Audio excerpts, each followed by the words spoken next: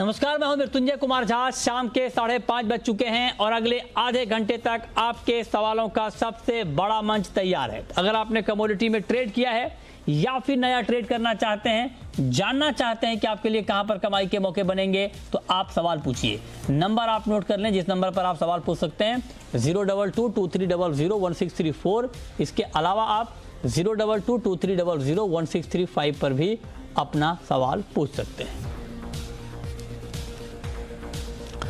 और आज हम सबसे पहले बात करेंगे एडिबल ऑयल की, खाने के तेल की, क्योंकि हमें जानकारी मिल रही है सूत्रों के मुताबिक कि शुक्रवार को प्राइस मॉनिटरिंग कमेटी की बैठक होगी और इस बैठक में इंपोर्ट ड्यूटी घटाने की सिफारिश हो सकती है खाने के तेल पर, क्योंकि हाल के दिनों में खाने के तेल के दाम काफ़ी बढ़े हैं। अप्रैल से अब तक दाम 40 से 50% तक बढ़ चुके हैं। इस पर बातचीत करने के लिए हमारे साथ फोन लाइन पर हैं सुधाकर देसाई, प्रेसिडेंट हैं IBPA के। सुधाकर जी, बहुत बहुत स्वागत है आपका। और चूंकि आप Indian vegetable oil producers association के प्रेसिडेंट हैं, तो मैं आपसे जानना चाहता हूं कि क्या इंपोर्ट ड्यूटी घटाना कीमतों को काबू में करने का सॉल्यूशन है? एक सॉल्यूशन है वो जरूर, क्योंकि ग्लोबल प्राइस टेबल के हिसाब से अगर 50% बढ़ा है, और सेकंड प्रॉब्लम ये है कि entire food basket driven by vegetables etcetera, specially under current times, तो ड्यूटी का reduction as per our slab system भी 7-10% सोया और सन ऑयल में घटाना चाहिए, घटा सकते हैं। तो ये जरूर हो सकता है, क्योंकि पाम में तो ऑलरेडी घटा दिया है और सोया और सन में भी कर सकते हैं। लेकिन दूसरा जो अगर आप सोचे कि और क्या ऑप्शंस है ऐसे सिचुएशंस में, दूसरा ये बात कहा जा रहा है कि PDS में थ्रू सप्लाई करना चाहिए, तो वो भी हो सकता है। लेकिन मेरा इसमें 3 पॉइंट है। एक तो डायरेक्ट इंपोर्ट करने की जरूरत नहीं है रिफाइंड ऑयल, क्योंकि इंडिया में रिफाइनरीज है, कैपेसिटी है, तो इंडियन हर एक स्टेट में कैपेसिटी से वहां से खरीदा जा सकता है। दूसरा ये है कि PDS में मेरा एक ही डाउट है कि अभी सप्लाई चालू करेंगे, वैसे 1-1.5 महीना लग जाएगा, फिर मार्च आ जाएगा। जब तक PDS में माल अवेलेबल करने लगेंगे, सब्सिडी देने लगेंगे, ऐसा ना हो कि फिर PDS से भी मार्केट रेट कम हो जाए। तो इसीलिए PDS में वो रिस्क हमेशा रहता है कि मार्केट वोलेटाइल है और हाई रेंज में है। थर्ड सॉल्यूशन मुझे ऐसा लगता है कि परमानेंटली अगर इसको दो सॉल्यूशन है। एक तो स्क्रैप सिस्टम होना चाहिए, स्पेकुलेटिव नहीं होना चाहिए। कैश सब्सिडी जो है रेशन कार्ड होल्डर्स को परमानेंटली एक कैश क्रेडिट कार्ड दिया जा सकता है कि ऐसा कभी भी हाई प्राइसेस हो जाए तो वो उस सिस्टम में कंज्यूमर्स को, bottom of the pyramid consumers को प्राइस सपोर्ट या कैश सब्सिडी दिया जा सकता है, ऐसा लगता है मुझे।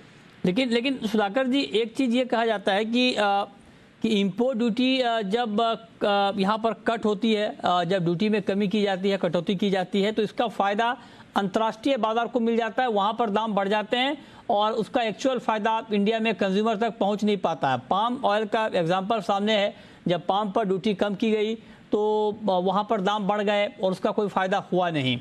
तो कई सारे जो आपके एक्सपर्ट हैं, जो ऑयल सेक्टर के लोग हैं, उनका ये कहना है कि ड्यूटी घटाना कोई सॉल्यूशन नहीं है। इससे आप एग्री करते हैं क्या? आपसे एक क्वेश्चन पूछता हूं मैं कि अप्रैल से लेकर दिसंबर तक अगर 40% मार्केट बढ़ा है, इंडियन ड्यूटी तो कुछ चेंज नहीं हुआ, तो फिर क्यों बढ़ा? तो ये सोचना कि खाली इंडियन ड्यूटी के ऊपर पूरा ग्लोबल मार्केट चलता है, ये मैं नहीं मानता हूँ, क्योंकि एक फैक्टर जरूर है, लेकिन ऐसा नहीं है कि इंडियन ड्यूटी की वजह से ग्लोबल प्राइस टेबल पूरा चेंज हो जाता है। अच्छा। तो कभी कभी इंडिया में 0% ड्यूटी भी रहा है, कभी कभी 45-100% भी ड्यूटी रहा है पास्ट में। तो इसीलिए हम लोग एक कंफ्यूजन को मैं हमेशा दूर करना चाहता हूँ। हम लोग बहुत सोच समझ के ऑन बिहाफ ऑफ IBPA हमने बोला है कि ग्लोबल प्राइस टेबल के हिसाब से आप चेंज करने से उसका प्रेडिक्टेबिलिटी रहेगा, ट्रांसपेरेंट रहेगा, स्पेकुलेटर नहीं रहेगा, ये सब प्रिजुडिसेस भी नहीं रहेंगे कि ये होगा वो होगा करके। तो ऐसा कोई इशू नहीं है कि, और इस बार पाम में करने की जरूरत नहीं है।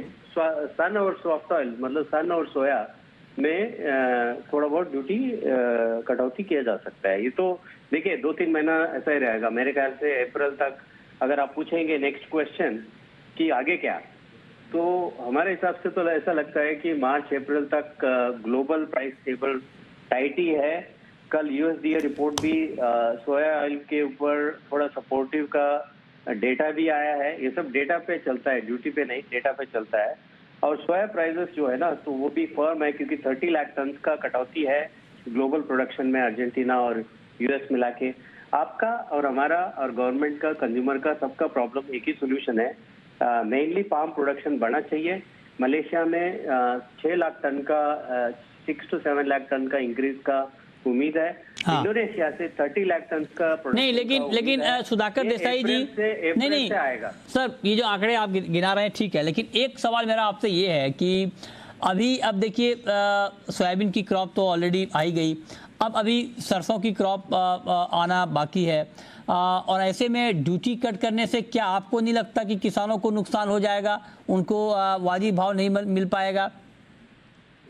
वेरी गुड क्वेश्चन, आज सभी अच्छा क्वेश्चन है। नंबर 2, रबी क्रॉप का एमएसपी है 4400, आज के दिन में चल रहा है 6200 rupees, it's very high. Number 2, historically rabi crop के बेसिस पे कभी भी प्राइस टेबल गिरा नहीं है। रबी क्रॉप क्योंकि वो इम्पोर्ट सब्स्टिट्यूटेबल नहीं है। कच्ची घनी मस्टर्ड ऑयल जो है ना, वो तो इम्पोर्ट नहीं करते हम लोग, तो उसका प्राइस डायरेक्शन अलग ही रहता है। थर्ड ये है कि रबी क्रॉप जरूर आएगा, पूरा साल में हम लोगों ने करीब 6 to 7 लाख टन का ज्यादा इंक्रीज मानते हैं, इंक्लूडिंग रबी क्रॉप। रबी क्रॉप ऐसा नहीं है कि 70 लाख टन से अभी 7% का एकरेज इंक्रीज है। अगर यील्ड इंक्रीज भी आप पकड़ते हैं 7 to 15%, सब मिला के 85 मैक्स का क्रॉप रबी क्रॉप हो सकता है। तो मेरे ख्याल से वो प्राइजेस फिर भी एमएसपी के ऊपर ही रहेंगे, to answer your question. Okay, ठीक है, चलिए, बहुत शुक्रिया देसाई जी आपका हमारे साथ जुड़ने के लिए, इस खबर पर अपनी राय डिटेल में देने के लिए। लेकिन अब सवाल यह है कि ये तो फंडामेंटल है, लेकिन टेक्निकल चार्ट पर ऑयल का मार्केट अभी कैसा है, टेक्निकली मार्केट में क्या ट्रेड आगे दिखेगा, इस पर हम बात करेंगे। और हमारे साथ बातचीत करने के लिए अखिलेश जैन हैं, आप एग्री टेक्निकल एनालिस्ट हैं। अखिलेश जी, बहुत बहुत स्वागत है आपका। बताइए, टेक्निकल चार्ट पर अभी ऑयल कॉम्प्लेक्स आपको कैसा दिख रहा है? बहुत बहुत धन्यवाद मृत्युंजय जी आपका। मैं बोलना चाहूंगा कि जैसे लाइक यूएसडी के डेटा भी थे, एंड बट एक और जो कंसर्न है वो ड्यूटी को लेकर है। बट अगर ओवरऑल हम देखें सोया कॉम्प्लेक्स को लेके, तो I am bullish on soybean specially. अगर क्योंकि हम पैरिटी भी देखते हैं उसका इंटरनेशनल मार्केट के साथ, तो वो अराउंड 1200 के आसपास का प्राइस हमको दिखा रहा है अभी। And price due to duty concern थोड़ा सा नीचे है, बट मुझे लगता है आपसे अगर प्राइसेस को थोड़ा सा लाइक फॉल मिलता है, अगर प्राइस नीचे आते हैं 1130 के आसपास, 35 के आसपास, तो डेफिनेटली वहां से बाय करना काम चलना चाहिए। और 1172-73 के ऊपर इन और ऐड करना चाहिए। अगर हम सोया ऑयल की बात करें, 1200 के आसपास मुझे लगता है अभी शॉर्ट टर्म के अंदर ऑयल वापस से ये भाव छूने चाहिए। अच्छा, ठीक है। स्पेशली जो मेरा रिकमेंडेशन रहेगा वो सोयाबीन के लिए रहेगा। हाँ। सोयाबीन पे कोई भी हमको घटक मिलती है यहाँ से, अभी लाइक 4680 के आसपास के भाव चल रहे हैं। अगर यहाँ से पहले घटक मिलती है हमको ड्यू टू ड्यूटी कंसर्न, तो हमको 100 से 150 पॉइंट नीचे हमको डेफिनेटली सोयाबीन को बाय करना चाहिए और 4450 का स्टॉप लॉस रखना चाहिए। एंड क्वांटिटी को 4750 के ऊपर अपन और बढ़ा सकते हैं। मुझे लग रहा है कि ये जो रैली चल रही है वो 5050 से 5100 के बीच में हमको ये भाव देखने चाहिए। अच्छा, तो ये राय आपकी ओवरऑल ऑयल कॉम्प्लेक्स के ऊपर है कि इसमें अभी क्या कुछ हो सकता है। बहुत शुक्रिया अखिलेश जैन साहब आपका हमारे साथ जुड़ने के लिए, और सुधाकर जी आपका भी बहुत शुक्रिया ऑयल कॉम्प्लेक्स पर बात करने के लिए, इस खबर पर बात करने के लिए। चलिए आगे बढ़ते हैं। अब हम बात करते हैं सोने और चांदी की, जहां पर शाम के कारोबार में एमसीएक्स पर गोल्ड का भाव थोड़ा सा ऊपर है, लेकिन चांदी का मार्केट सुस्त है। बीरेन जी, क्या लगता है सर आपको? गोल्ड 187 रुपए ऊपर है, 49,000 के ऊपर मार्केट ट्रेड कर रहा है। क्या करना चाहिए गोल्ड में आज शाम के कारोबार में? इंट्राडे कॉल नहीं है मेरे पास बुलियन के। अच्छा। अमेरिका के जो हालात है, ट्रम्प साहब जब तक व्हाइट हाउस से बाहर नहीं निकलेंगे तब तक गोल्ड नहीं करना है। फिलहाल मेरा फोकस एग्री मार्केट पे ज्यादा है। अच्छा, तो आप कहेंगे, आप मतलब ट्रम्प साहब को निकाल के ही मानेंगे सर? आप भी पीछे पड़े हुए हैं? मैं नहीं पीछे पड़ा हूँ, बट पेलोसी को सपोर्ट है मेरा। अच्छा, ठीक है। अनुज जी, आप बताइए सर, इंट्राडे की कोई कॉल गोल्ड में आपके पास? Good evening. देखिए, इंट्राडे में मुझे लगता है कि बिकवाली का ट्रेड लेना चाहिए। अगर हम 3-4 दिनों से देखें तो मार्केट हायर लेवल से एक सेलिंग दिखा रहा है। और हायर लेवल पर टिक नहीं पा रहा है, तो मुझे लगता है कि थोड़ा सेलिंग प्रेशर यहाँ पर हावी हो सकता है। तो गोल्ड में 49,500 49,600 के आसपास बिकवाली करना चाहिए। हमें लगता है कि नीचे 48,800 48,700 तक के लेवल देखे जा सकते हैं। एक्सपेक्टेड है कि 1540 से लेकर 1835 डॉलर तक के लेवल इंटरनेशनल मार्केट में देखे जा सकते हैं। थोड़ा बिकवाली मुझे लगता है कि गोल्ड में यहाँ पर आ सकती है, तो सेलिंग का ट्रेड यहाँ पे बनाना चाहिए। अच्छा, ये राय आपकी हो गई गोल्ड पर। सिल्वर पर आपका ओवरऑल आउटलुक क्या है बीरेन जी आगे के लिए? पोजिशनल पॉइंट ऑफ व्यू से चांदी का मार्केट आपको कैसा दिख रहा है? इसकी वॉलेटिलिटी गोल्ड से थोड़ी ज़्यादा रहेगी। ओवरऑल मैं बुलिश हूँ। एक बार बाइडेन साहब हवाला ले ले और स्पेशली नए वित्त मंत्री जेनेट येलेन आ जाए तो स्टिमुलस की बात चलेगी, मटेरियलाइज होगी, उस पर मैं ज़्यादा बुलिश हूँ। ठीक है, तो ये राय आपकी हो गई चांदी के ऊपर। अब हम बात करेंगे क्रूड की, और क्रूड में गोल्डमैन की एक रिपोर्ट आई है और गोल्डमैन ने प्राइस का टारगेट जो क्रूड का है वो बढ़ा दिया है। जून 2021 तक $65 तक क्रूड का भाव जा सकता है, ये बात गोल्डमैन ने कही है। और अभी दाम 57 के ऊपर ऑलरेडी आ गए हैं ब्रेंट के। उसमें एक तेज़ी का माहौल यहाँ पर क्रूड में ऑलरेडी दिखा है और ये माना जा रहा है कि आगे और तेज़ी कच्चे तेल में बढ़ सकती है। तो अनुज जी, क्या व्यू है आपका क्रूड के ऊपर? क्या करना चाहिए क्रूड में अब? देखिए, क्रूड में कल हमने जो एपीआई की इन्वेंट्री देखी वो भी काफ़ी सपोर्टिव थी और जो ट्रेंड है वो भी काफ़ी पॉजिटिव है। तो मुझे लगता है कि क्रूड के अंदर हमेशा अभी फिलहाल जो ट्रेंड है वो बाई का है, तो हर डिप में बाई का ही ट्रेड लेना चाहिए। हालांकि $53 के आसपास मार्केट चल रहा है, जो कि थोड़ा सा ओवरबॉट है। मुझे लगता है कि थोड़ा सा करेक्शन अगर आता है $52 के आसपास तक और एमसीएक्स में करीबन 3860 के आसपास तक, तो वहाँ पे खरीदारी करना चाहिए। बिकवाली अभी नहीं करनी चाहिए, थोड़ा वेट एंड वॉच करें, डिप मिले तो खरीदारी करके चलें। हमें लगता है कि 3990 4000 तक के लेवल एमसीएक्स में देखने को मिलेंगे और WTI जो है वो करीबन $55 तक मुझे लगता है कि जल्दी देखने को मिलेगा और ब्रेंट $60 तक के लेवल दिखा सकता है। तो मुझे लगता है कि बाय ऑन डिप्स की स्ट्रेटेजी क्रूड में रखनी चाहिए। ट्रेंड पॉजिटिव है तो बाय का ट्रेड यहाँ पे रखना चाहिए और फंडामेंटल भी सपोर्टिव है अभी इसमें। अच्छा, तो आप कह रहे हैं फंडामेंटल भी सपोर्टिव है। बीरेन जी, आपके हिसाब से क्या $65 का टारगेट गोल्डमैन की तरफ से दिया जा रहा है जून तक के लिए? अगर 65 का भाव दिखता है ब्रेंट का तो और WTI में भी तेजी आती है तो एमसीएक्स पर फिर क्रूड का भाव क्या होगा? फिलहाल तो चार्ट सेटअप में जो एलियट वेव जो मैं ज़्यादा प्रेफर करता हूँ वो बुलिश है। ये WTI के हिसाब से मुझे 58-59 लग रहा है।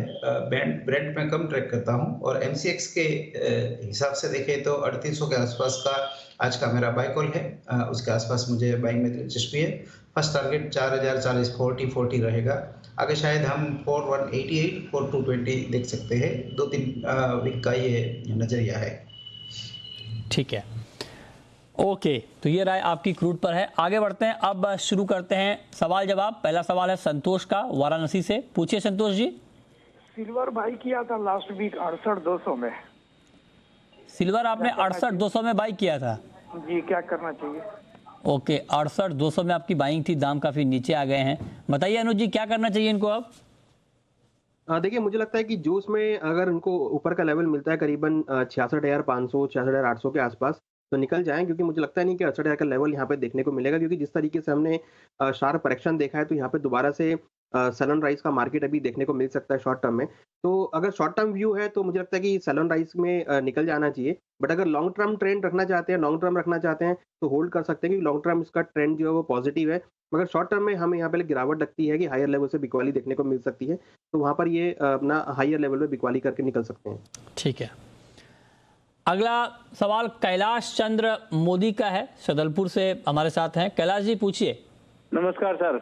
नमस्कार, पूछिए सर। मैंने 5 लॉट क्रूड के बेच रखे हैं 3775 में।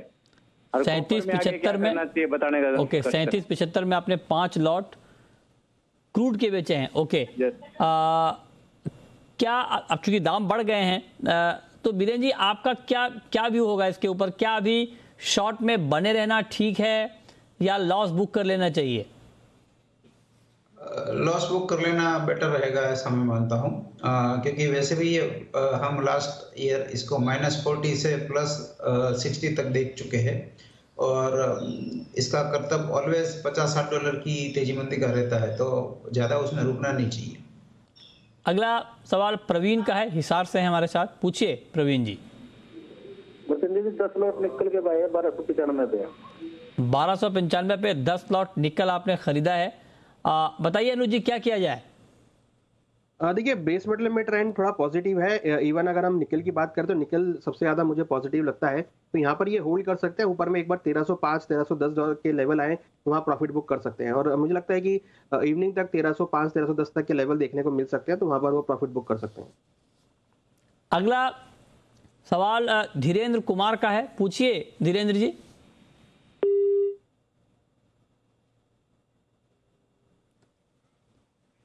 अच्छा, लगता है उनसे संपर्क टूट गया, लेकिन वो कोरिएंडर के ऊपर पूछना चाह रहे थे। कोरिएंडर पर वीरेंद्र जी आपका कोई नया आउटलुक? कोरिएंडर में मार्केट बॉटम आउट हो रहा है। नया जो अप्रैल कॉन्ट्रैक्ट है उसमें मैं करीबन 6000 के आसपास बाइंग प्रेफर करूंगा। 550 का स्टॉप लॉस रहेगा। टारगेट 6600 का रहेगा। ओके, ठीक है, ये राय आपकी है कोरिएंडर के ऊपर, इस पर आप नज़र रखें। इस बीच सुशील कुमार हैं हमारे साथ सूरतगढ़ से। पूछिए कुमार साहब। सर ये बताइए कि सोना पहले 43 होगा या 57 होगा? पहला सवाल तो ये है। दूसरा ग्वारगम के बारे में बताइए। क्या क्या क्या सवाल पूछा आपने? 43 सोना पहले 43 होगा या 57 होगा? नहीं, आपकी सवाल नहीं समझ पा रहा हूँ, किस कमोडिटी में पूछ रहे? अच्छा, गोल्ड MCX। ओके, पहले गोल्ड 43 या 57, ठीक है। और दूसरा सवाल क्या है आपका? ग्वार पे, ओके। बताइए वीरेंद्र जी, दोनों सवालों का जवाब क्या है आपका? ऐसा कंडीशनल एक फिक्स माइंडसेट नहीं होना चाहिए, क्योंकि मार्केट को कंट्रोल फेड कर रहा है।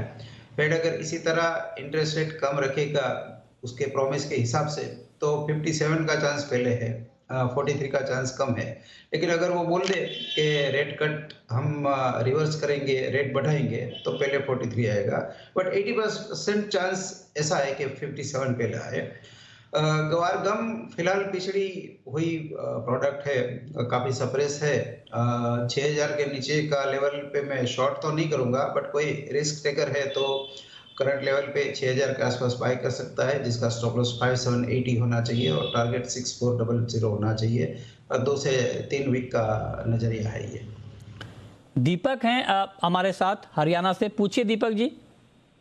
जी, ग्वार फीड के बारे में पता करना था कि क्रूड ऑयल बढ़ेगा तो ग्वार फीड बढ़ेगी। ग्वार और क्रूड, आपका क्या व्यू अनुज जी, बताइए। देखिए ग्वार में हमने आज अच्छी रिकवरी आते हुए देखी है। मुझे लगता है कि जो क्रूड में तेजी आई है वो धीरे धीरे अब यहाँ पर भी कुछ रेप्लिकेट हो सकती है। हालांकि जो रिलेशन है वो अभी उतना स्ट्रांग नहीं रहा है ग्वार में और क्रूड में, बट डेफिनेटली कुछ रिलेशन अभी भी है। मुझे लगता है कि जो आज रिकवरी देखने को मिली है ग्वारगम के अंदर में, वो अब थोड़ी एक्सटेंड हो सकती है। ग्वार सीट में भी हमने आज रिकवरी देखी है। हमें लगता है कि बाय का ट्रेड ग्वार सीट में लेना चाहिए। हमें लगता है जल्दी ही ग्वार सीट के लेवल करीबन 4000 को और ग्वारगम करीबन 6300 को छू सकता है, तो यहाँ पे खरीदारी का ट्रेड ग्वार सीट और ग्वारगम में बना सकते हैं। अगला सवाल साहिल का है। पूछिए साहिल। सर नमस्ते सर, मेरा सवाल है कपास खली पे जी। मेरे पास फरवरी मंथ है, कपास खली के 10 लॉट पड़े हैं, 2100 पे भाव है। तो मैं ये पूछ रहा हूँ, दोनों एक्सपर्ट से मुझे जानना है कि इसमें क्या करूँ। वीरेंद्र जी, क्या व्यू है आपका कपास खली के ऊपर? क्या लगता है आपको आगे इसमें? मेरा नियर टर्म टारगेट 2178 है, 2178। सेकंड टारगेट 2244 रहेगा। मैं हल्का सा बुलिश हूँ इसमें। ओके, तो आप बुलिश हैं इसमें अभी। लेकिन अब हम आपको बताने वाले हैं, चूंकि बजट आने वाला है और बजट की तैयारियां जी बिजनेस पर लगातार चल रही हैं, तो बजट को लेकर वाराणसी के किसानों में जबरदस्त उत्साह देखने को मिल रहा है। वाराणसी के सरसवा गांव के किसानों को लगता है कि मोदी सरकार ने किसानों के लिए काफी काम किया है। ऐसे में बजट से वहां के किसानों की इस बार की उम्मीदें क्या हैं, ये आपको दिखाते हैं। किसानों से ही जानने का प्रयास करते हैं कि इस बजट से किसान क्या उम्मीद लगाए बैठा है, क्या क्या चीजें इस बार सरकार से किसान को लगाया है। भाई साहब, क्या नाम है आपका? दीपक पटेल। पटेल जी, क्या उम्मीद है इस बार जो बजट आ रहा है उससे क्या उम्मीद है आपको? हमें तो खुशी तो है ही है कि अब मोदी जी हैं, और उसके पहले कांग्रेस रहे तो कोई कुछ अथवा नहीं, कोई नियम न कानून कुछ नहीं निकला। मगर मोदी जी पर तो खुशी है कि वो कुछ ले आएंगे तो बढ़िया चीज ले आएंगे, हम लोग किसानों को बहुत फायदा होगा। अब जैसे बहुत कुछ का विकास हुआ, यही सब हम लोगों अथवा में है। जब से मोदी जी आए तब से हम लोग को खाद पानी एकदम ताव से मिला था। उसके पहले तो भाई अथवा चलत रहा, किल्लत चलत रहा, अब आराम से मिल रहा है। इसके पहले तो कोई लाभ नहीं मिल पा रहा था। जब मोदी जी की सरकार बनी है तब से लगातार कुछ न कुछ योजनाओं का फायदा मिल रहा है सरकार की तरफ से। पहले तो किसान पेंशन सब किसानों का आगा, किसान खुशहाल हो गए। और उसके बाद जो खाद पानी की बड़ी समस्या किल्लत रहती थी कांग्रेस सरकार में, अब उसकी समस्या सारी खत्म हो गई है। योजना किसानों का जो भी किसान है, किसान मोदी जी की सरकार में काफी खुश है। इस वजह से मुझे अच्छी उम्मीद है कि सरकार अच्छी तरीके से जो बजट देगी और हम लोगों के लिए अच्छा खासा जो है कोई योजना बनाकर लाएगी।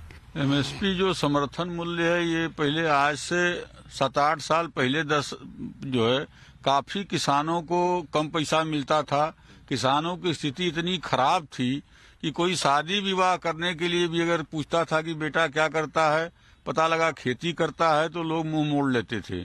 लेकिन इधर जब से हम देख रहे हैं अब जो है ये इतना माने 1.5 गुना लगभग वो फायदा मिलने लगा किसानों का, जो एमएसपी बढ़ाने के बाद अब सरकार उनका जो भी उपज हो रहा है वो खरीद रही है, किसानों के पास पैसा आ रहा है, किसान उत्साह से अपना खाना पीना रहना सब कर रहा है और खेती को और बढ़ा रहा है। हम इस सरकार से इस बजट में यह उम्मीद करते हैं कि जिस प्रकार से इधर 7-8 सालों में किसानों को सुविधाएं, चाहे एमएसपी बढ़ी हो, चाहे यूरिया का दाम जो पहले 8 साल पहले था 450 रुपया, आज वो अगर 200-250 रुपया मिल रहा है, तो हम चाहते हैं कि उस खाद को और सस्ता किया जाए और बर्मिंग खाद हम लोगों के बीच में लाया जाए। जो सरकार योजना बना नीम कोटेड खाद भेज रही है, इस प्रकार की और योजनाएं किसानों को मिले ताकि किसान खुशहाल हो सके और उद्यमियों के बराबर उसका दर्जा मिल सके। तो ये हैं वाराणसी के किसानों की उम्मीदें बजट से। लेकिन अब वक्त है रैपिड फायर राउंड का।